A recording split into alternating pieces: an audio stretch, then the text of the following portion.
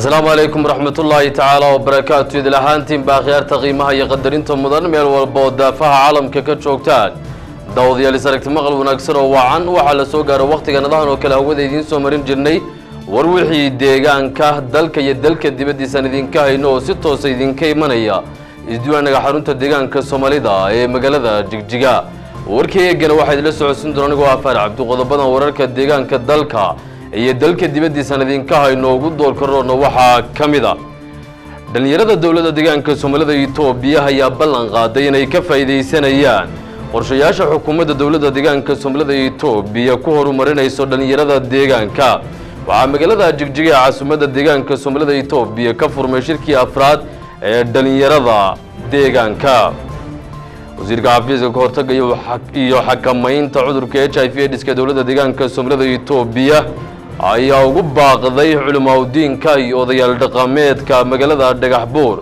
inay kaalin weyn ka ciyaaraan dadaalka lagaga hortagayo faafitaanka cudurka HIV/AIDS-ka wakaalada xaqiijinta imtixaanaadka heer qaran ee Jamhuuriyadda Dimuqraadiga Federaalka Itoobiya ayaa soo saartay natiijada heerka qaran ee imtixaanka fasalka tobnaad dawladda waddanka Talyaaniga ayaa bilowday aaska dadkii ku nafwaayay dhulgariirkii maalmihii la soo dhaafay ku dhuftay dalkaasi badan iyo kuwa kale oo faahfaahsan iyo idinku daawan doontaan xilli tabinteenan wareed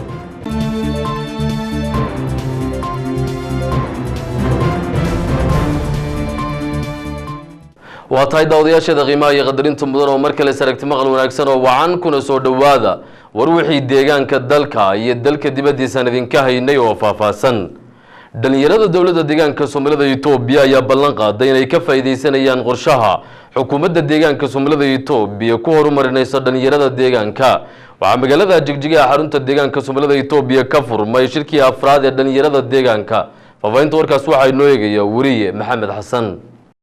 shirka afraad ee dhalinyarada deegaanka ee horumarka nabadgelyada maamulka suuban oo halkudhig looga dhigay waxaan la halgamaynaa shaxaadka mashaqaystanimada ayaa waxa uu ka furmay magaalada Jigjiga caasimadda deegaanka shirkan ayaa waxa ka soo qayb galay wasiirka xogeenka xafiiska maamulka dawladda deegaanka Soomaalida iyo Itoobiya mudane Ibrahim Aadan Mahad wasiirka xafiiska dhalinyarada iyo ciyaaraha isboortiga deegaanka mudane Maxamed Bila Xasan wasiirka xafiiska tababarada xirfadaha iyo farsamooyinka deegaanka mudane Naasir Xasan Axmed mas'uuliyiin kale heer deegaan ah dhalinyarka kala socotay gobolada iyo magaalooyinka deegaanka xubno ka socday ururka federationka ee liiga dhalinyarada ee heer deegaan iyo sidoo kale xubno ka socday liiga federationka dhalinyarada laantiisa magaalada Addis Ababa furitaankii shirkan ee afraad ee dhalinyarada deegaanka ayaa waxa ka hadlay wasiirka xogeenka xafiiska maamulka dawladda deegaanka Soomaalida iyo Itoobiya mudane Ibrahim Aadan Mahad oo mahadnaq kadib tilmaamay in shirkan uu ku soo aaday xilli deegaanka Soomaalida iyo Itoobiya uu ka hana qaaday horumar nabadgelyo maamul suuban isla markaana xukuumadda deegaanka Soomaalida iyo Itoobiya ay dhalinyarta ka qayb galinayso arrimaha siyaasadda arrimaha bulshada ganacsiga iyo dhammaan qorshayaasha xukuumadda dhalinyarada ay ku horumarinayso kulan weynahan afraad ee federationka dhalinyarta dawladda deegaaneedka Soomaalida iyo Itoobiya oo runtii ku soo beegmay xilli deegaanka ay ka hana qaaday nabadgelyo buuxda isla markaasna horumar la taaban karaa uu ka jiro waxa xusid mudan ujeedooyinka ugu muhiimsan ee kulan weynaheena inuu yahay sidii dhalinyartu ay uga qayb qaadan lahaayeen arrimaha nabadgelyada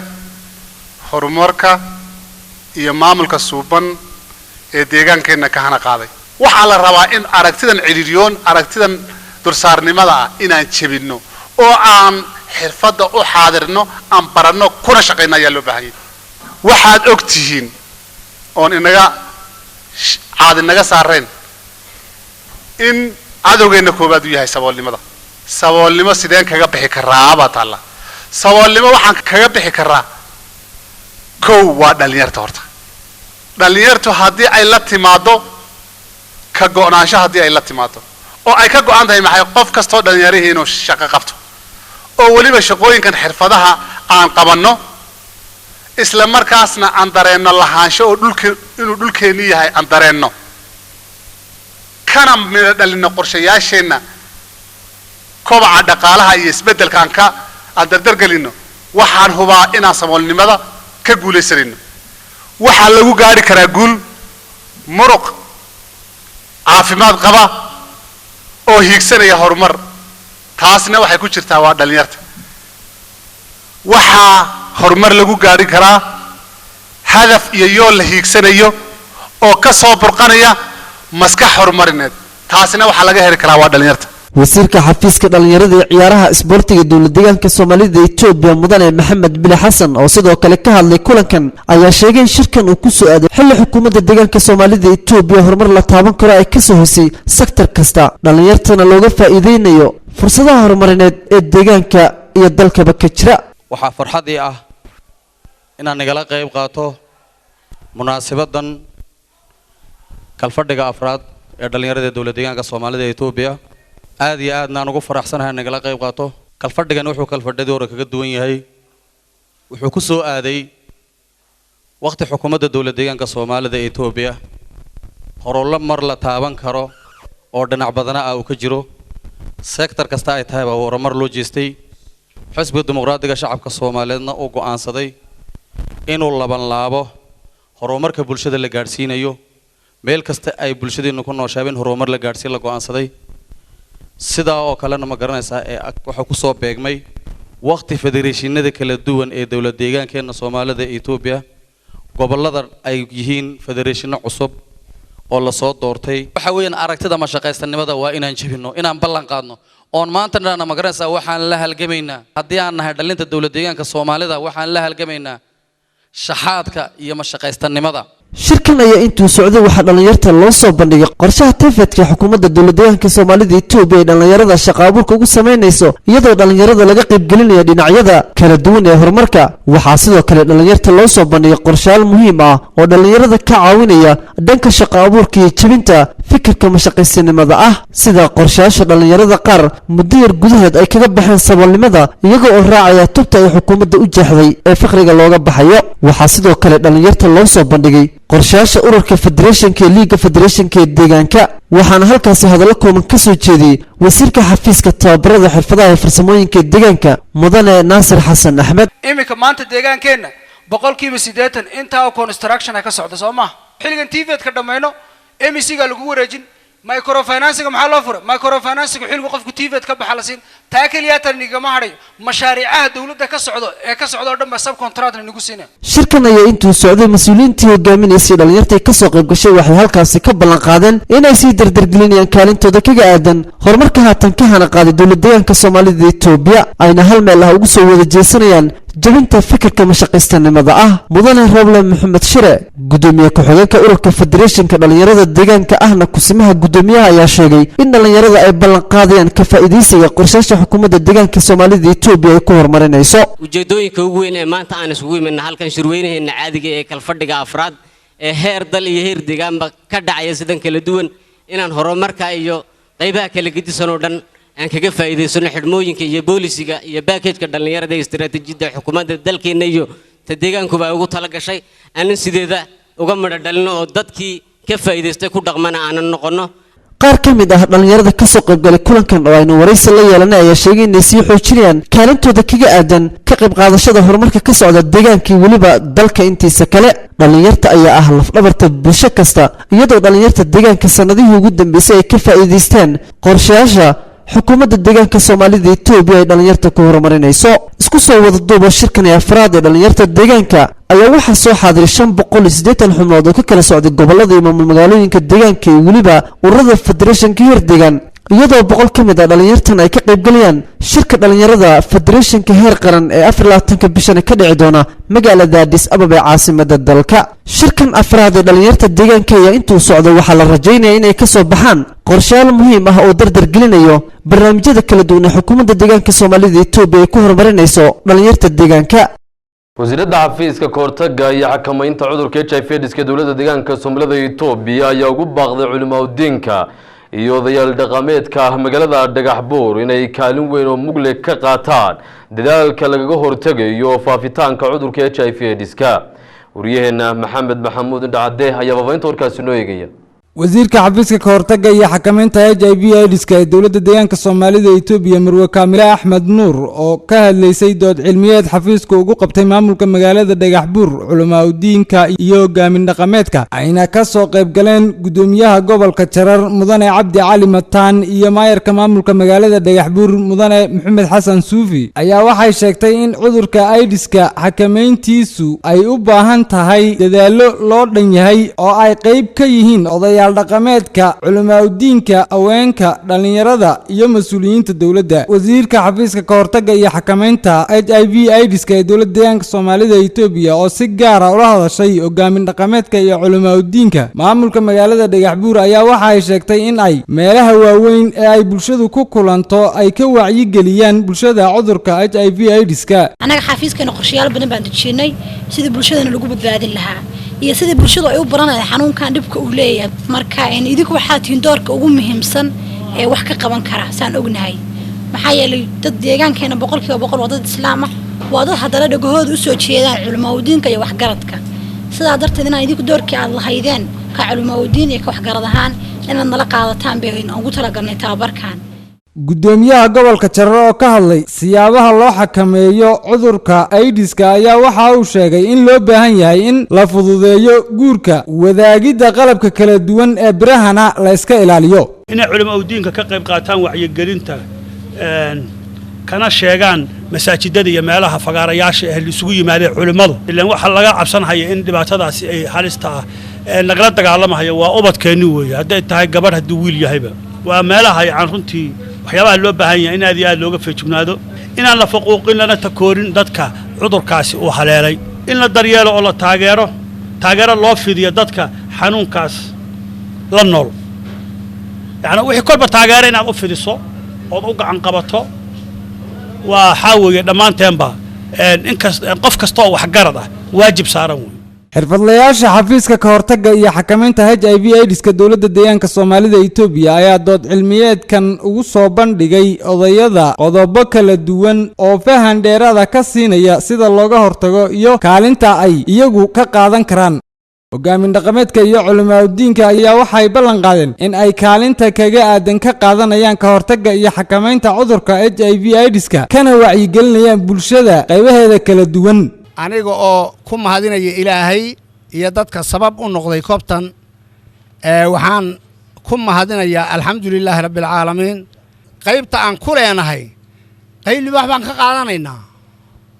dadka waaweyn baan ku jiraa ee magaalada muuqda arrimahana hawl weyn baan ka qaadanaynaa in ka badan 2,000 oo dhalinyaro iyo qaybaha kala duwan ee bulshada ku dhaqan magaalada Jigjiga iyo nawaaxigeeda isugu jira ayaa fursado shaqo abuur ka helay dhismaha weyn ee real estate-ka ee xukuumadda deegaanka Soomaalida Itoobiya ka wado duleedka magaalada Jigjiga iyadoo dhismahan real estate-kuna uu qayb weyn ka qaadan doono bilicda qurxoon iyo koriinka caasimadda deegaanka Soomaalida Itoobiya ee magaalada Jigjiga faafaynta warkaasi aanu talowno xukuumadda dawladda deegaanka Soomaalida Itoobiya iyadoo ka duulaysa qorshaha isbeddelka dhaqaalaha ee deegaanka waxay qaaday tallaabooyin iyo istiraatiijiyado horumarineed oo saameyn nololeed iyo mid dhaqaalaba ku yeelatay qaybaha kala duwan ee bulshada ku dhaqan guud ahaanba deegaanka boqolaal mashaariicaha dhismayaasha horumarka ayaa ka socda guud ahaanba deegaanka kuwaasoo fursado shaqo ay ka heleen kumanaan bulshada ku dhaqan deegaanka Soomaalida Itoobiya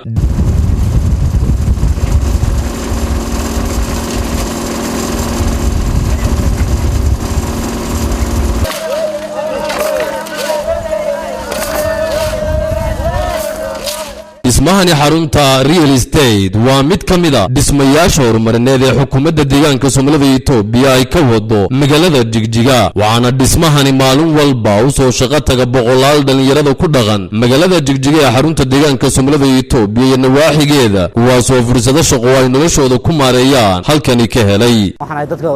xooggiisa ku shaqeysta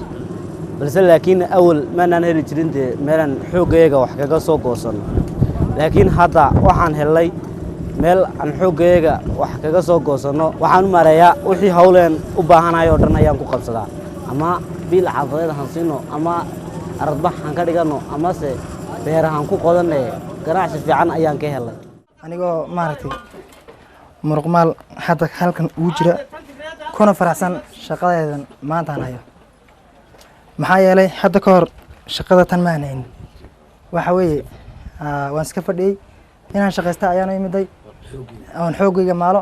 waxaan kula joogaynaa inaan sii durkasan doono oo aan maaragtay shaqadeedaas sii wadan doono kasako xoogsiga muruqa ee dhalinyarada ka shaqaysanaysa dhismahani horumarineed ee xukuumaddu wado waxaa iyaguna jira dhalinyaro ka soo baxday kuliyadaha farsamada gacanta deegaanka Soomaalida oo isugu xidhan nidaamka iskaashatooyinka kuna shaqaysanaya xirfadihii ay barteen iyagoona ka faa'iideysanaya dhismahani horumarka ee real estate-ka ee magaalada Jigjiga ka socda xukuumadda dowladda deegaanka Soomaalida Itoobiya shaqa abuurta ay noo sameysay aad iyo aad baan ugu mahadcelinaynaa annagu waxaan dhalinyartii ka soo baxday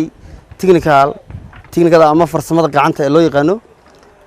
muddo waxaan shaqeynaa 7 sano ah waxa jirta marar hore aan soo qabanay shaqooyin noocan oo kale ah sida guryaha waaweyn ee condominiumka iyo 29 hidaar oo ka soo qayb qaadanay lead gelinta tanna waa tii saddexaad ee dawladdu nagu soo wareejiso dawladduna way ku maasan tahay dhalinyaradii waxaan TVET-ka lagu xariiriyay farsamada gacanta xukuumaddu macnaha ay soo bartay farsamadeediina imikana shacabkayga dalkayga ayaa wax ugu qabanaynaa intii badneed aan iska fidnay bal camalkan ahayn iyo imika dee aad baan isku bedelay waxyaabo badan baan nagu soo biiray barashada xirfadaha kala duwan ee gacantu waa mid ka mid ah qorshaha tirtiridda cadawga koobaad ee bulshadeena oo ah saboolnimada waana jiho rajo dhow oo mustaqbal nololeed gelinaysa dhammaanba dhalinta deegaanka jiilkii ay jihada nololeed ka qaldeen kooxdii nabadiidka ee gabalkeedu dhacay oo dhaqan celin iyo barasho xirfadeed loo sameeyey ayaanu kula kulannay dhismahani weyn ee horumarka real estate-ka ka socda magaalada Jigjiga waxaana noo sheegay in dhaqan celinta loo sameeyey barashada xirfaduhu ay u sahlayaan inay sii jaanqaadaan nolosha dhaqaalaha ku tiirsan ay maanta gacanta ku haystaan waxaan ka qalin jabinay technicalka aan ka qalin jabinay baabuurta nala baray dhismaha nala baray waxaan nala baray leerka nala baray biyo gelinta nala baray alxanka nala baray dhalinyaradu waa 7 shirkadood baan nahay 7 shirkadood ilaa 500 oo qof baan nahay oo dhalinyaro ah 7 shirkadood baan kala dhisanahay marka aad iyo aad waxaan ugu mahadcelinaynaa dawladda deegaanka aad iyo aad baan ugu mahadcelinaynaa xirfadaha ay na bareen wax ayna dadka dawladda u shaqeeyaan aan la barin baa annaga la baray aad iyo aad baan soo dhaweynaynaa waxaan aad iyo aad u salaamayaa dawladda deegaanka Soomaalida Itoobiya taasoo noo bilowday xirfadaha waxbarashada iyo dhaqan celinta wanaagsan maanta waxaan nahay dadka qandaraaska qaatay ee dawladdu qandaraaska u qabatay 90% aad iyo aad wax soo saarka badanna loo qabtay sidaa darteed waxa weeye aad iyo aad baan ugu faraxsanahay 90% aan ku sii faraxsanahay wadannada wakaaladda guriyeynta ee deegaanka Soomaalida Itoobiya ayaa naga warramay baaxadda dhismahan iyo halka uu marayo waqtigan dhismahan real estate-ka ee magaalada Jigjiga ka socda guud ahaan waa 80 guriban ka kooban yihiin waxa kale oo intaasi dheer meeshan shaqo abuur aad u badan baa ka abuurmay ugu yaraan maalintii ilaa 2,000 oo shaqaale ah oo isku jira kuuli iyo maxaan ku raahdaa farsamo yaqaan ayaa maalintii ka shaqeeya marka waa shaqo ku dayasho mudan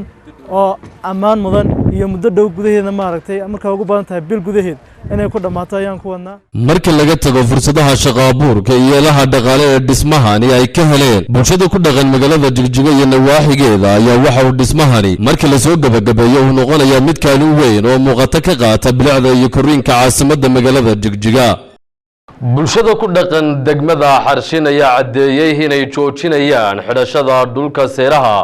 si ay u fududaato isku socodka dadka iyo dunyada isla mar ahaantaana dhulka ay uga faa'iideystaan dhanka wax soo saarka beeraha inshaar maxamuud ayaa baabaynta warka inoo eegaya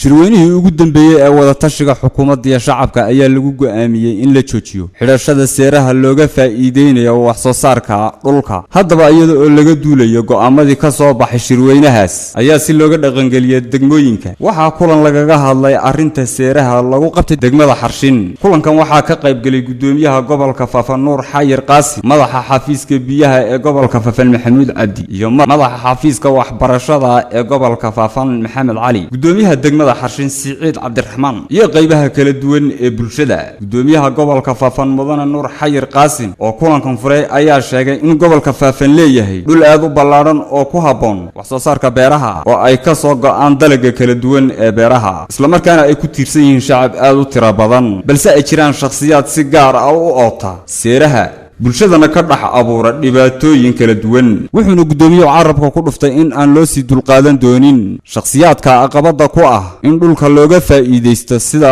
ugu habboon wuxuuna bulshada ku booriyay inay dhinac uga soo wada jeedsadaan ka hortagidda dhibaatooyinkaas dhammaan maamulka xarshin qabaliyada xarshin maamulka degmada xarshin odayaashii dhaqanka hooyooyinkii guud ahaan maanta waxaan isla qaadanay in seere la yiraahdo degmada xarshin ee ka jira in halka lagu gabagabeeyo waxa soo noqoni walaaltinimadii way soo noqon wada noolaashihii wax wada cunkiina wuu soo noqon reer guuraanimadka caadiga ahana way soo noqon oo in dadku isdhex qaadaan yaa meesha ka soo bixi baadida in la isu qabto ama baadidu ay xoolaheeda iskaga dhex jirto ayaa soo noqon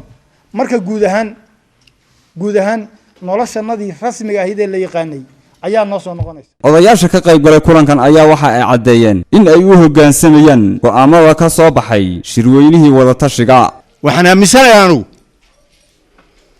waa la maqlay waa la wada maqashiiyey aqal walba way gaashay xukuumadeennii shirkii ugu dambeeyey ee ka dhacay faafan in lagu heshiisayaa in la baabiyo aqal walba way gashay waa la ogsoon yahay inta la wacyi geliyo taa lagu dhaqaaqo ha loo hoggaansamo nabadgelyada ha la adkeeyo ha la fuliyo ummadda iyo xukuumadda iyo dadka shacibka iyo xukuumaddiisa waxay ku heshiiyeen gudoomiyaha gobolka faafan oo soo gunaanaday kulankan ayaa waxa uu sheegay in la isla qaad in eega wixii ka dambeeyay lagu arki doonin xirashada seeraha isla markaana shacabku cod buuxda ku ansixiyeen kulan ku saabsan sii xoojinta howlaha horumarka nabadgelyada iyo maamulka suuban iyo waliba dardargelinta doorka ay haweenku ku leeyihiin horumarka iyo maamulka suuban ayaa ka dhacay degmada Gursum waryaheena Bashiir Cabbaas ayaa baabaynta warkaasi noo eegaya kulan ballaaran oo yeeshay maamulka degmada Gursum iyo maamulada hoos yimaada degmada Gursum oo ka kooban 15 qabale oo isugu jira santarro iyo qabaleeyo haddaba kulankan oo ku saabsanaa horumarka nabadgelyada maamulka suuban iyo sektarada horumarka sida waxbarashada caafimaadka beeraha biyaha iyo ka qaybgelinta haweenka doorka ay ku leeyihiin horumarka haddaba kulankan oo ka soo qayb galeen gudoomiyaha degmada Gursum mudane Weys Xirsi madaxa CBA-da ahna kusimaha arrimaha xisbiga mudane Ilyas Maxamed Mawlid iyo kusimaha xafiiska arrimaha haweenka Oryo Maryamo Macalin Axmed ayaa waxa kulankan ugu horeyntii ka hadlay gudoomiyaha degmada Gursum mudane Weys Xirsi hadaladiisina waxa ka mid ah sida tan qorshayaasha kale ee magaranaysa ee horumarka iyo nabadgelyada iyo maamulka suuban inaan sector aydan waxa weeyaan maantay aan isku qiimeeyno oo waxa weeyaan meelihii dhibaatooyinka magaranaysa jiray sanadka 2008 ee la soo dhaafay ee iminka inoo bilaabmay sanad cusub